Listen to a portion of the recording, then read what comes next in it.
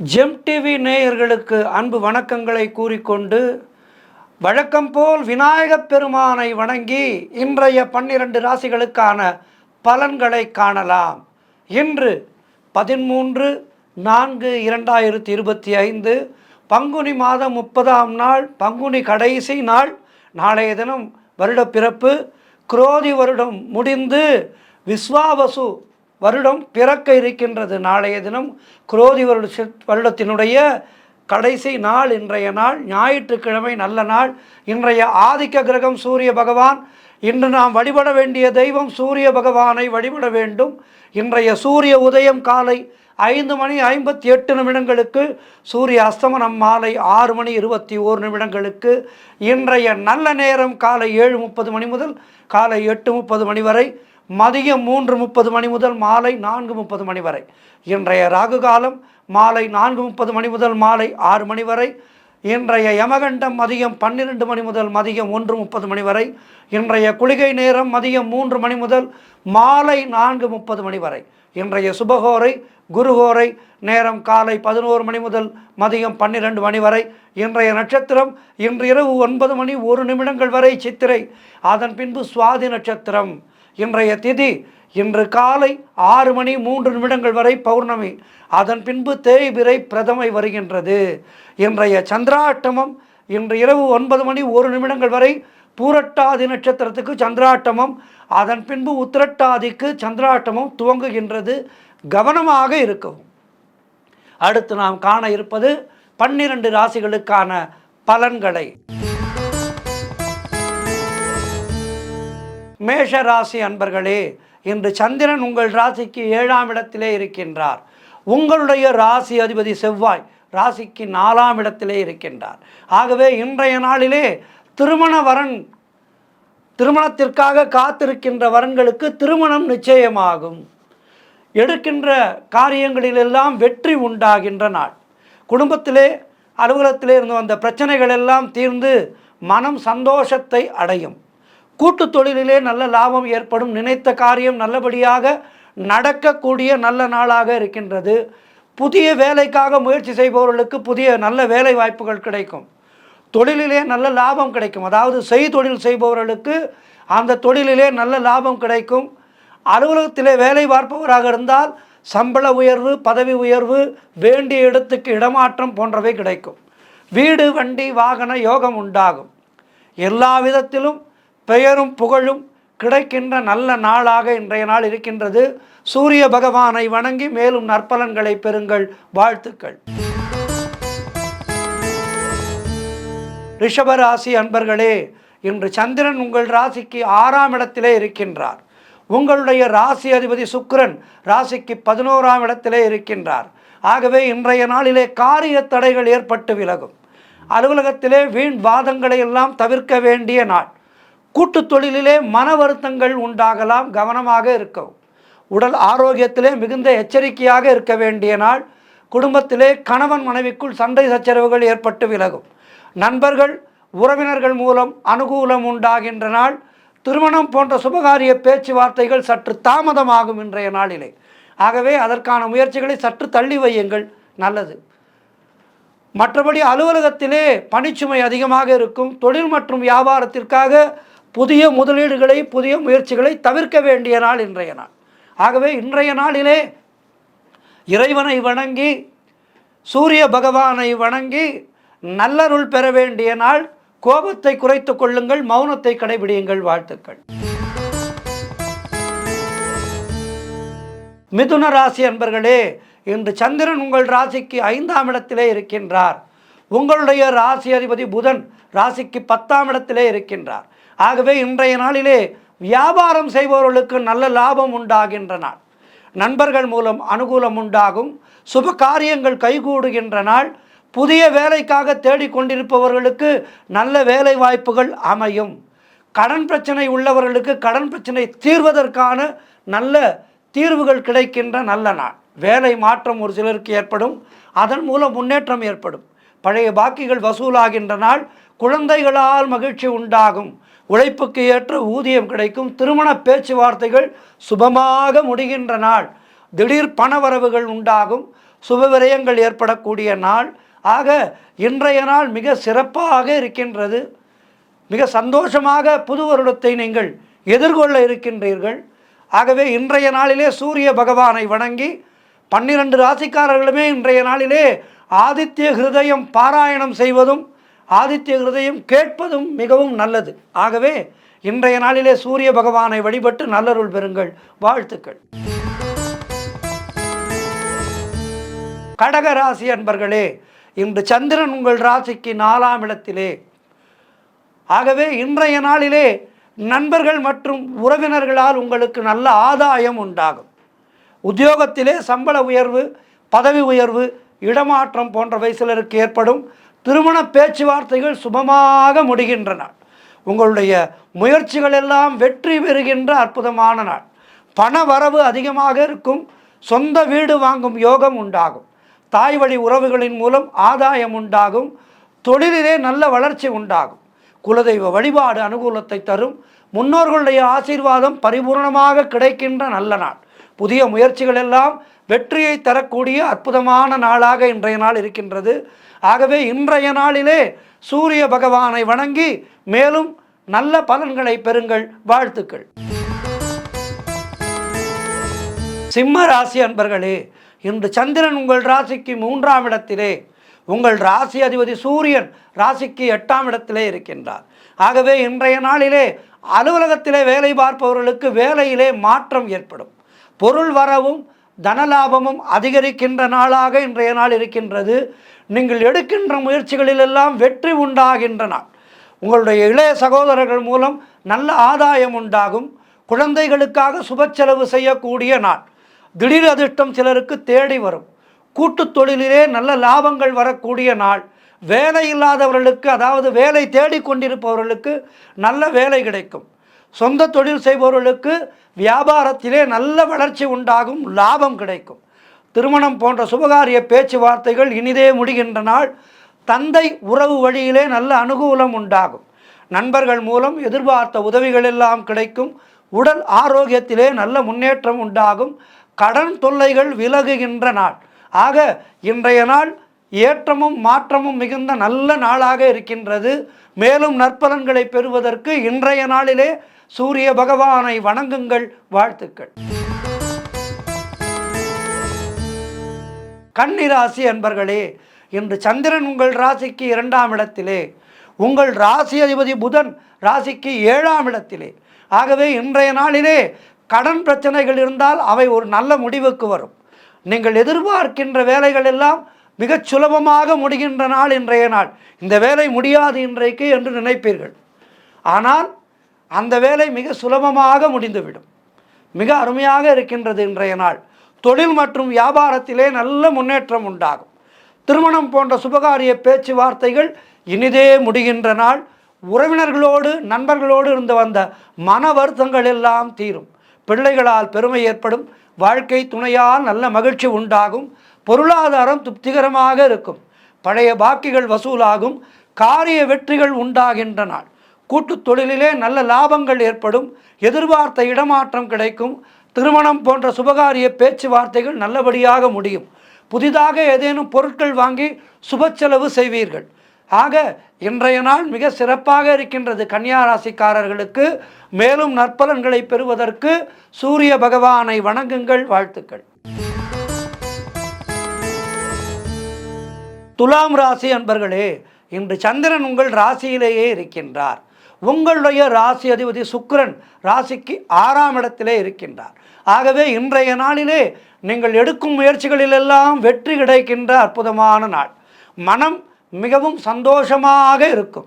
அலுவலகத்திலே பதவி உயர்வு, சம்பள உயர்வு போன்றவை கிடைத்து மனதுக்கு சந்தோஷத்தை ஏற்படுத்தி தரும். உடல் ஆரோக்கியம் நல்ல திருப்திகரமாக இருக்கின்றது. உங்களுடைய புதிய முயற்சிகள் எல்லாம் வெற்றி பெறுகின்ற அற்புதமான நாள். பண வரவு பல வகைகளிலே அதிகரிக்கும். அதனால் பொருளாதாரம் நல்ல மிக சிறப்பான முறையிலே உயரும். நண்பர்கள் மூலமும் உறவினர்கள் மூலமும் நல்ல அனுகூலம் உண்டாகும். மொத்தத்தில் நீங்கள் நினைத்ததெல்லாம் நல்லபடியாக நடக்கின்ற நாளாக இருக்கின்றது. வேலை தேடிக்கொண்டிருப்பவர்களுக்கு நல்ல வேலை கிடைக்கும்.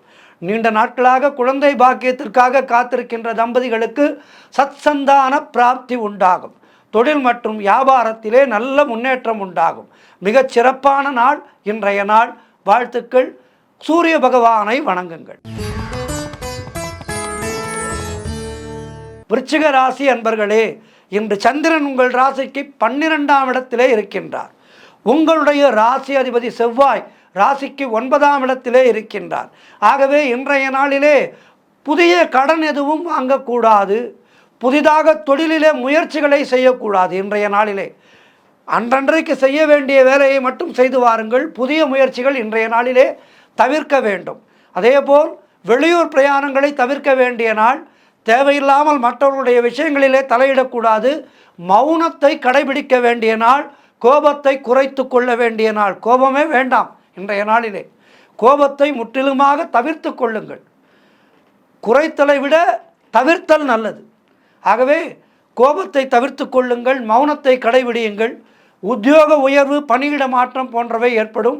பொருளாதாரத்திலே நெருக்கடிகள் இருக்கும். கடன் தொல்லைகள் இருக்கும். அலுவலகத்திலே வேலை பளு அதிகமாக இருக்கும். உடல் ஆரோக்கியத்திலே மிகுந்த எச்சரிக்கையாக இருக்க வேண்டிய நாள். ஆக மொத்தத்தில் மௌனத்தை கடைபிடித்து கோபத்தை குறைத்து கொள்ள வேண்டிய நாள். இன்றைய நாளிலே நீங்கள் சூரிய பகவானை வணங்குங்கள். ஆஞ்சநேய மூர்த்தியை வணங்குங்கள். வாழ்த்துக்கள்.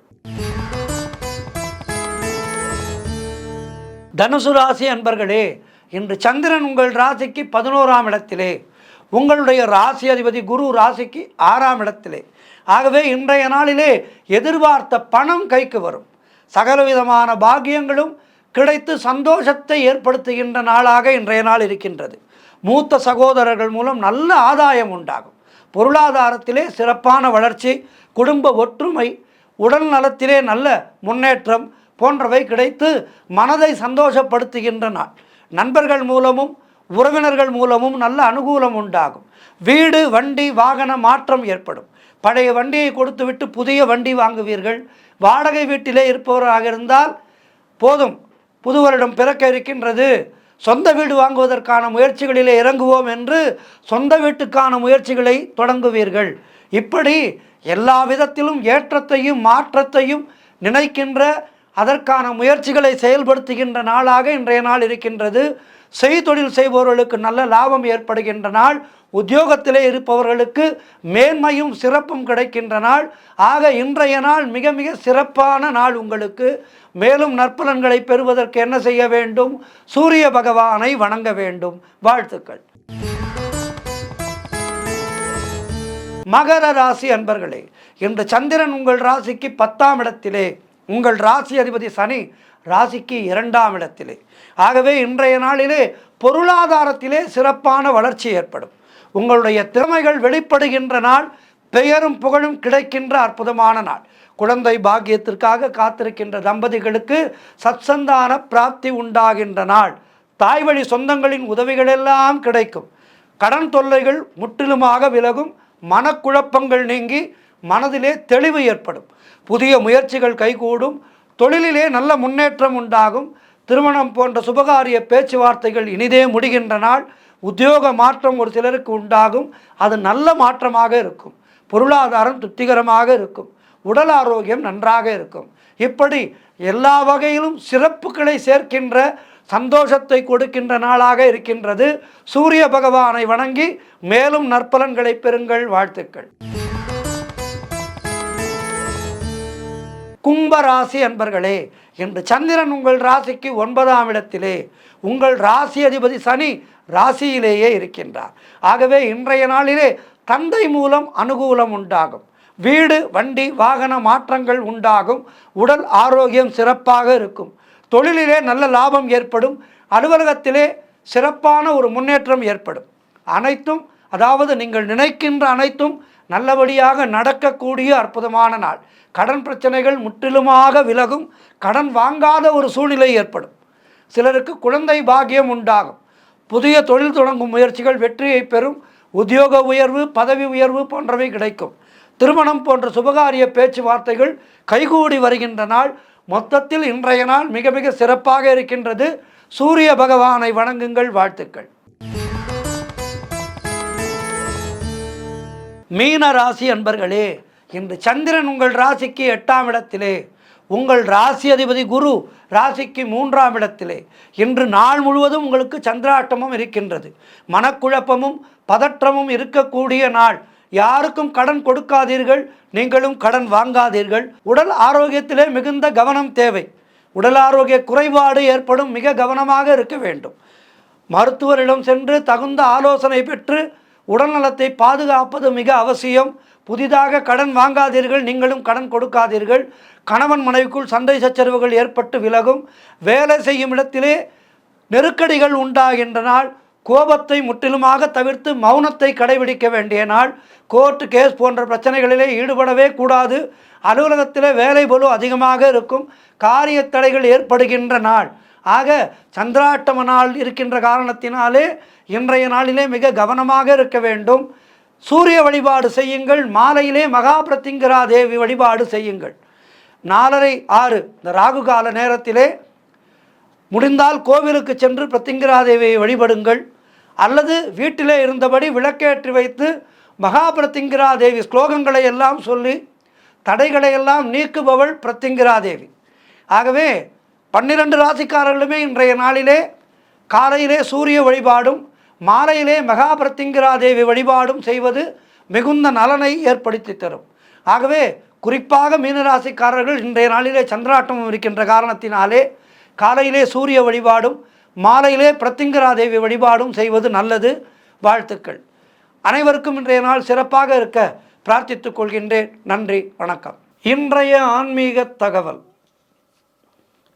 ஓம் நமோ நாராயணாய. ஓம் நமோ நாராயணாய. ஓம் நமோ நாராயணாய. இந்த 8 எழுத்து மந்திரத்துக்கு இருக்கின்ற சக்தியானது அற்புதமானது. இந்த 8 எழுத்தை சொல்லி உலக வாழ்விலிருந்து உய்வு பெற்று சிறப்பான ஒரு இடத்தை அடைந்த அடியார்கள் எத்தனையோ பேர்.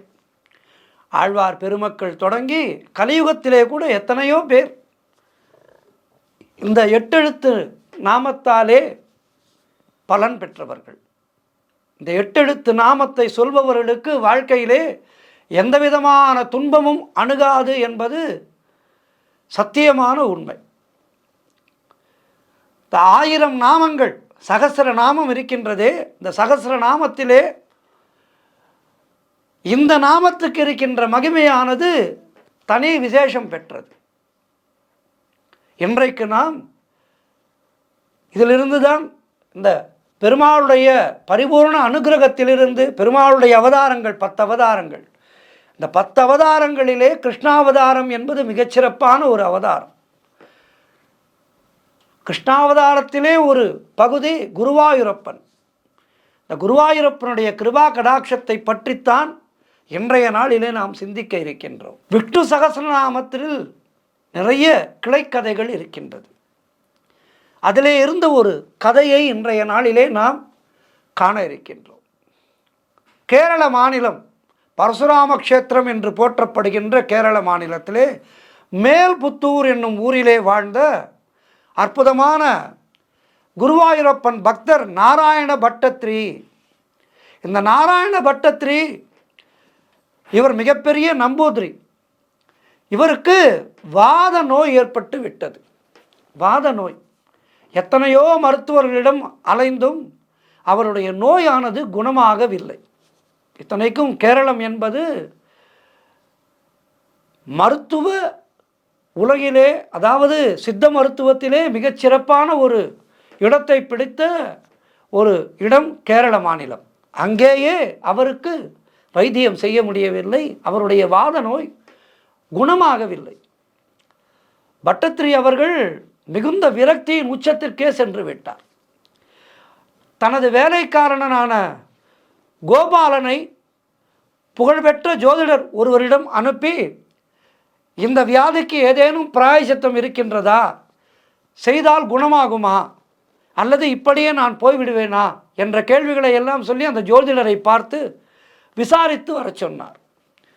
பட்டத்திரியுடைய ஜாதகத்தோடு ஜோதிடரிடம் சென்ற கோபாலன் சிறிது நேரத்திலேயே அலறி அடித்து கொண்டு வீட்டுக்கு ஓடி வந்தார்.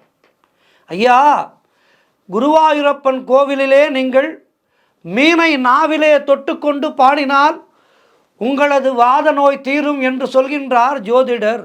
இது நடக்கின்ற காரியமா?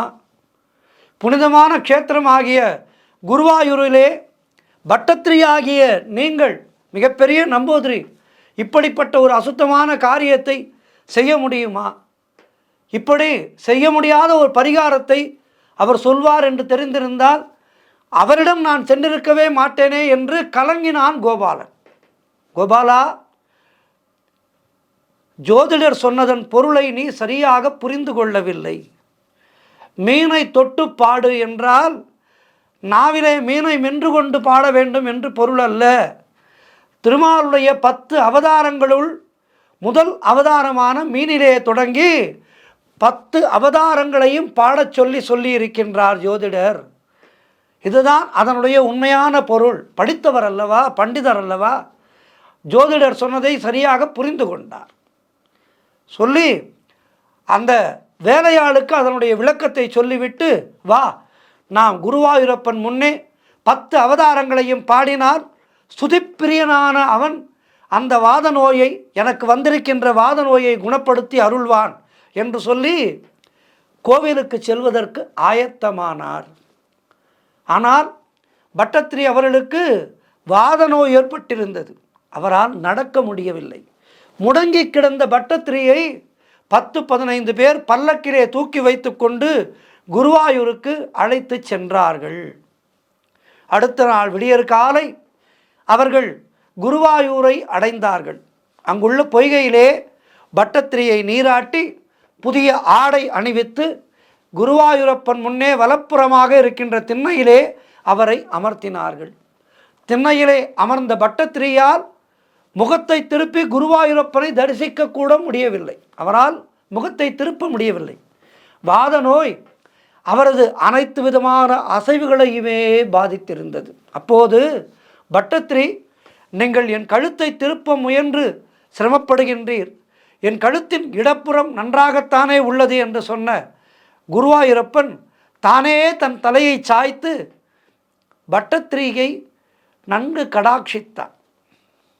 மீனை தொட்டு பாட ஆரம்பிக்கலாம் என்று குருவாயூரப்பன் உத்தரவு வழங்க, குருவாயூரப்பனே உத்தரவு வழங்கினார் பட்டத்திரி அவர்களுக்கு. மத்ஸ்ய அவதாரம் தொடங்கி ஒவ்வொரு அவதாரமாக பாடத் தொடங்கினார் பட்டத்திரி. மத்ஸ்ய அவதாரம் தொடங்கி, அதாவது மத்ஸ்ய அவதாரம் என்று தமிழிலே சொல்வோம், மத்ஸ்ய அவதாரம் என்பதுதான் அதனுடைய உண்மையான பொருள். திருமாலுடைய அவதாரங்களை எல்லாம் தொகுத்து நாராயணீயம் என்ற நூலை பாடினார் நாராயண பட்டத்திரி. இன்றைக்கும் நாராயணீயம் என்பது குருவாயூரப்பன் பக்தர்களுக்கெல்லாம் ஒரு ஞான பொக்கிஷமாக இருக்கின்றது. மொத்தம் 1000 ஸ்லோகங்கள் கொண்ட இந்த நாராயணியத்தை 100 தசகங்களாக பிரித்து பாடினார் பட்டத்திரி. ஒவ்வொரு தசகத்தையும் பட்டத்திரி நிறைவு செய்யும் போதும் குருவாயூரப்பன் தன் தலையை அசைத்து அவர் பாடிய ஸ்லோகங்களை எல்லாம் அங்கீகரித்த நிகழ்வு நடந்தது. நாராயணியம் நூலை அவர் நிறைவு செய்த வேளையிலே குருவாயூரப்பனுடைய அருளினாலே அவரது வாத நோய் என்பது முற்றிலும் குணமாகி, பூரணமாக குணமாகி பட்டத்திரி அவர்கள் எழுந்து அமர்ந்தார். நோய் குணமான பின் தனக்கு இந்த நல்ல உபாயத்தை காட்டிய ஜோதிடரிடம் சென்று நன்றி தெரிவித்தார் நாராயண பட்டத்திரி. ஜோதிடரே, குருவாயூரப்பனாக இங்கே கோவில் கொண்டிருப்பவன் கிருஷ்ணன் அல்லவா? அவ்வாறு இருக்க கிருஷ்ணாவதாரத்தை மட்டும் பாடு என்று சொல்லாமல் மத்ஸ்யாவதாரம் தொடங்கி அனைத்து அவதாரங்களையும் தாங்கள் பாட வேண்டும் என்று சொன்னதற்கான காரணம் என்ன என்று வினவினார். அதற்கு ஜோதிடர் சொன்னார், மீனாய் அவதரித்த திருமால் யாராலும் உபதேசிக்க இயலாத வேத ரகசியங்களை எல்லாம் உள்ளடக்கிய மத்ஸ்ய புராணத்தை சத்தியவிரதருக்கும் பிரம்மதேவருக்கும் சப்த ரிஷிகளுக்கும் உபதேசம் செய்தார். இத்தகைய வாக்குவன்மை மிக்கவராக மத்ஸ்யமூர்த்தி திகழ்வதால் அவர் வாசஸ்பதி, அதாவது வாக்குக்கு அதிபதி என்று அழைக்கப்படுகின்றார். 1000 ஸ்லோகங்களை நீங்கள் ஏற்ற வேண்டும் என்றால் அது வாசஸ்பதியான மத்ஸ்யமூர்த்தியின் அருள் இருந்தால் மட்டுமே நடக்கும் அல்லவா? அதனால்தான் மீனை நாவிலே தொட்டுக்கொண்டு பாடும்படி உங்களுக்கு அறிவுறுத்தினேன் என்று சொன்னார் ஜோதிடர். வாக் என்றால் பேச்சு, வாசஸ்பதி என்றால் பேச்சுக்கு அதிபதி என்று பொருள். கூறுவதற்கரியதான பற்பல வேத ரகசியங்களை எல்லாம் மத்ஸ்ய புராணத்திலே விளக்கி அருளியதால் மத்ஸ்யமூர்த்தி அதாவது வாசஸ்பதி என்று அழைக்கப்படுகின்றார். அதுவே சகஸ்ரநாமத்தினுடைய 218வது திருநாமமாக இருக்கின்றது. ஓம் வாசஸ்பதையே நமக என்று தினமும் சொல்லி வரும் அன்பர்களுக்கு நல்ல பேச்சாற்றலை திருமால் அருள்வார். குழந்தைகளுக்கு இந்த பதத்தை அதாவது ஓம் வாசஸ்பதையே நமக இந்த ஒரு திருநாமத்தை குழந்தைகளுக்கு சொல்லிக் கொடுங்கள். அவர்கள் கல்வியிலே நல்ல மேன்மை அடைவார்கள். இந்த வாசஸ்பதையே நமக என்ற திருநாமம் 218 இதை பற்றி விளக்கமாக பல நூல்களிலே இருக்கின்றது. சகஸ்ரநாமத்திற்கும் ஒவ்வொரு நாமத்திற்கும் அதற்குள்ளான அர்த்தங்கள் பொதிந்த புத்தகங்கள் நிறைய இருக்கின்றது. பலர் இந்த சகஸ்ரநாமத்தை பற்றி விரிவாக அதனுடைய அர்த்தங்களை அதனுடைய தாத்பரியங்களை பற்றி எழுதியிருக்கின்றார்கள். இவற்றையெல்லாம் குழந்தைகளுக்கு சொல்லிக் கொடுக்க வேண்டும். நம்முடைய குழந்தைகளுக்கு, எதிர்கால தலைமுறையினருக்கு நம்முடைய இந்து தர்மத்திலே இருக்கின்ற முக்கியமான விஷயங்களை எல்லாம் சொல்லிக் கொடுத்தால்தான் அவர்களுக்கு புரியும், வேத ரகசியங்கள் புரியும். நம்முடைய சனாதன தர்மத்தினுடைய எந்த விதமான விஷயமும் காரணமற்று இருப்பதில்லை என்பது அவர்களுக்கு புரிந்துவிட்டால் அவர்கள் நம்முடைய சனாதன தர்மத்தை உண்மையான பற்றோடு பின்பற்றுவார்கள். ஆகவே இவற்றையெல்லாம் நம்முடைய மடாதிபதிகளும் ஆதீனங்களும் ஜீயர் சுவாமிகளும் ஏற்கனவே செய்து கொண்டிருக்கின்றார்கள். மென்மேலும் விரிவுபடுத்தி நம்முடைய குழந்தைகளுக்கு இப்போது சமூக ஊடகங்கள் எத்தனையோ இருக்கின்றது. இதன் மூலமாக குழந்தைகளுக்கெல்லாம் நல்லவற்றையெல்லாம் இந்த மடாதிபதிகள் எல்லாம் கற்றுத்தர வேண்டும், பெரியோர்கள் எல்லாம் கற்றுத்தர வேண்டும். நம்முடைய சனாதன தர்மத்தை குழந்தைகளுடைய அடிமனதிலே படித்துவிட்டால், அவர்கள் இதனை புரிந்து கொண்டு விட்டால் அவர்களுடைய வாழ்க்கை என்பது இன்பகரமாக இருக்கும். லோக இன்பங்களிலே அவர்களுடைய நாட்டம் பெரும்பாலும் செல்லாமல் தங்களுடைய மனதை நல்லபடியாக வைத்து கொள்வார்கள். ஆகவே இன்றைய நாளிலே இந்த நாராயண பட்டத்திரியுடைய அற்புதமான அந்த திருக்கதையை பற்றி சிந்தித்தோம். எல்லோருக்கும் குருவாயூரப்பனுடைய பரிபூர்ணமான அனுகிரகம் கிடைக்கட்டும். விஷுக்கணி நல்வாழ்த்துக்கள்.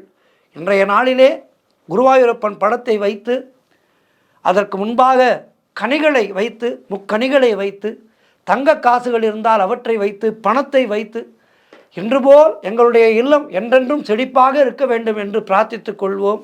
அனைவருக்கும் விஷுக்கணி நல்வாழ்த்துக்களை தெரிவித்துக் கொள்கின்றேன். நன்றி, வணக்கம். ஓம் நமோ நாராயணாய நமக. நன்றி.